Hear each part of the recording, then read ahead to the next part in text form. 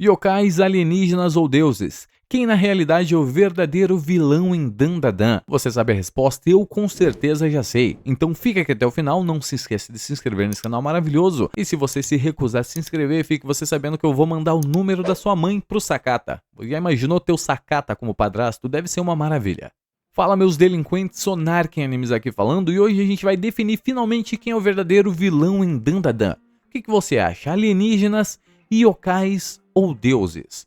Essa história tá muito complicada da gente entender, mas aqui no canal Sonarken Animes, com certeza, se você viu todos os meus outros conteúdos, você sabe que o vilão com certeza é o Sakata. Então bora logo definir quem é o verdadeiro vilão em Dandadan. Não é novidade nenhum que essa obra maravilhosa feita por Yoshinobu Tatsu simplesmente é uma das melhores coisas que a gente já recebeu em toda a história de animes. Até porque trabalha muito bem a questão de humor, drama, romance e batalhas. Mesmo, é claro, o Okarun não sabendo lutar direito. Mas em toda a obra, ao menos em todo o arco de obra, a gente já tem definido quem é um vilão específico, ainda mais em uma história tão grande assim.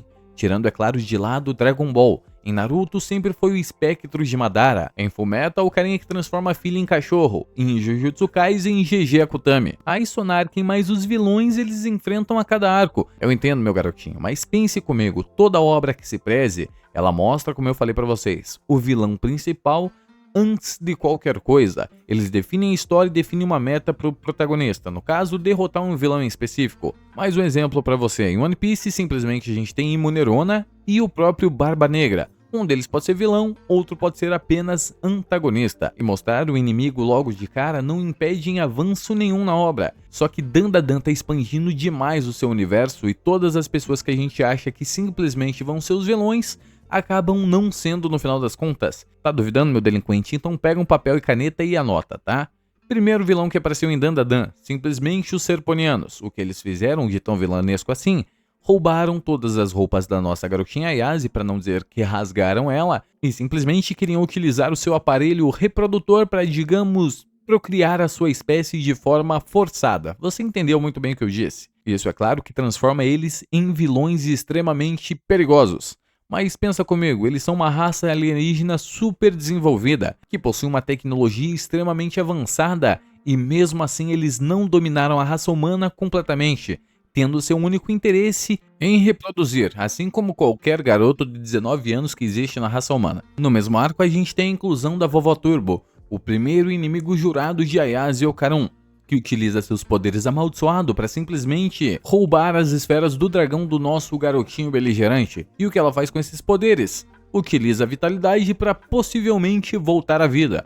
No caso, a maioria dos yokais acredita nisto. Isso faz a gente entender que todo yokai é extremamente perigoso. Imagina o seguinte, você tá andando na rua, aparece uma criatura de 5 metros de altura com garras do tamanho de uma espada.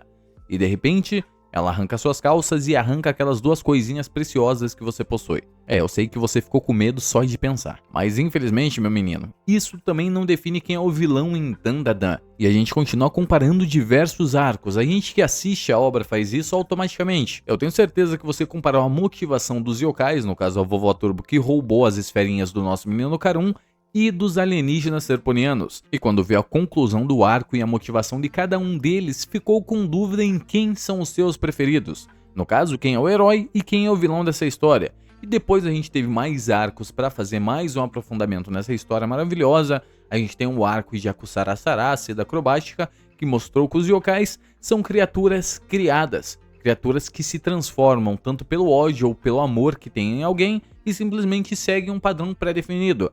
Já os serponianos agem à sua bel vontade, atacando quem eles quiserem, independente do motivo. E no caso, o motivo é evoluir a sua tecnologia. E eu sei que pelo favoritismo dá a entender que os yokais não são os verdadeiros inimigos em Dandadan. Até porque ser um vilão com o passado de Akusara Sara não faz sentido nenhum. E o que dá uns pontinhos na balança dos yokais é que simplesmente Akusara Sara, a seda acrobática, deu a sua aura, no caso a sua energia vital, para a Aira voltar à vida. Então é isso, Sonarken, os yokais são bons e os alienígenas são maus?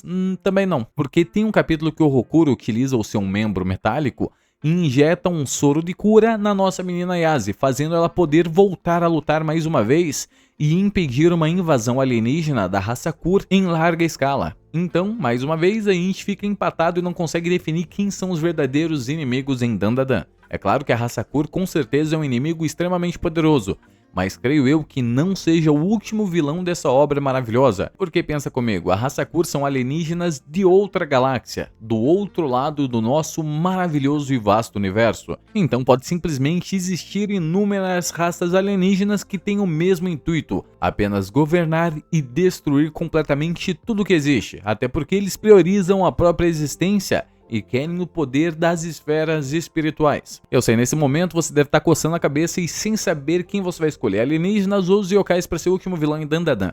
Mas e se eu te falar que agora os deuses também são inimigo? Tá duvidando? No capítulo 177 para 178 do mangá de Dandadan, Seiko Ayase enfrenta um inimigo extremamente poderoso que se chama Gozu.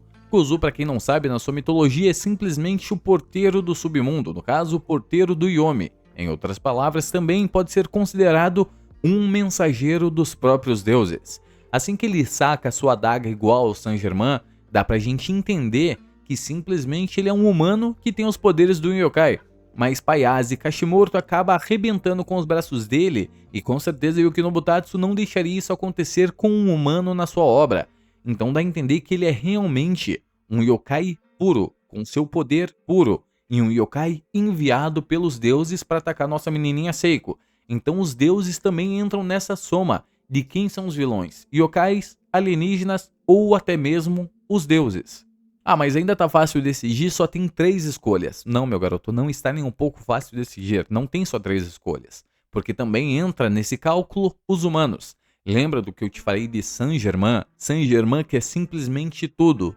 Todos os poderes sagrados, místicos, amaldiçoados ou itens alienígenas que existem no universo todo. E o que ele mais quer no final das contas é o Dandadan. Saint-Germain ele tem uma aparência clara humana, então entra mais um inimigo extremamente importante que sim, está desde o começo dessa obra, que são os humanos. Saint-Germain foi recentemente adicionado como um vilão extremamente poderoso, mas eu acho que ele não é o vilão em específico. Creio eu que o vilão da parte humana nessa obra será todo o governo existente no planeta Terra. Tenta se lembrar mais uma vez do primeiro capítulo. Na revistinha que o Karun mostra para Yase, simplesmente está lá o Projeto Pegasus.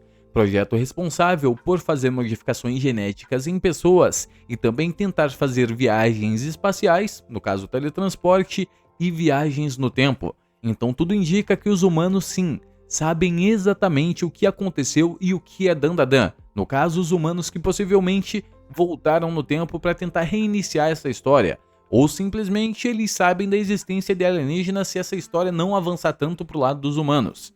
E é claro que derivando de todas as histórias que os Estados Unidos silenciam as pessoas que acreditam em alienígenas, que acabam escondendo provas da existência dessas criaturas, dá a entender que Yuki Nobutatsu com certeza vai pegar esse material e fazer alguma história em cima disso, até porque ele não seria tão tontinho de simplesmente esquecer. Ah, Sonarkin, a gente só tá entre 4, ainda dá pra definir. Não, meus amigos, ficou mais complicado ainda. A gente simplesmente tem alienígenas, yokais, humanos e deuses, todo aquele lado de Izanami, Izanagi, todos os deuses extremamente poderosos da mitologia japonesa e de qualquer outra mitologia, mas também fomos adicionados a um nível superior, digamos assim, a criaturas que estão acima de praticamente qualquer coisa. Recentemente na obra foi adicionado Afonso-Ra, o pássaro gélido da mitologia Lovecraftiana, e o que vem junto deste pássaro amaldiçoado? Simplesmente o alienígena mais poderoso de todos os tempos, no caso uma criatura cósmica, que está além de yokai, deus e alienígenas. Seu nome é Cthulhu, simplesmente o Antigo, conhecido como mais velho do que o próprio universo. Todos simplesmente são fruto dos seus sonhos, e assim que ele acordar, todo o universo é simplesmente destruído. Após toda essa pesquisa maravilhosa, a resposta é muito simples para dar para vocês. O verdadeiro inimigo de Dandadan é simplesmente Quinta Sakata. Eu não podia perder a piada. Simplesmente o inimigo de Dandadan, baseado em toda a mitologia do Cthulhu, toda a mitologia Lovecraftiana, vai ser essa criatura desgraçada, se juntando, é claro, aos alienígenas, que lembra que o Cthulhu já apareceu uma vez em Dandadan, lembra a primeira aparência do nosso menininho Kur. Eles são a cara exata do Cthulhu. Então a última invasão alienígena em Dandadan será com os alienígenas da raça Kur e a criatura nomeada por Antigo, no caso Cthulhu, o ser adormecido, que infelizmente será acordado quando simplesmente o seu tamborzinho que embala seu soninho da tarde for tocado. E como isso será feito? Após Saint-Germain, aquele miserável, finalmente obter o Dandadan. O que você achou dessa teoria completamente maluca, meus garotos? Eu apresentei todos os personagens, mas eu quero que você defina quem é o verdadeiro vilão em Dandadan. Eu com certeza, mesmo tendo Cthulhu, alienígenas e yokais, acho que o verdadeiro inimigo é o Sakata, aquele gordo miserável. Mas é claro que eu quero ver as suas opiniões nos comentários. Se você compartilha do mesmo ódio que eu possuo pelo Quinta Sakata, não se esqueça de se inscrever nesse canal maravilhoso, até porque amanhã sai uma teoria incrível, onde possivelmente Dandadan é apenas um instrumento musical. No mais é isso, muito obrigado a todos vocês que ficaram até aqui hoje. Não se esqueça de se inscrever mais uma vez, sim, é importante eu sempre lembrar vocês, porque vocês sempre esquecem. Sonar quem diz morra Sakata.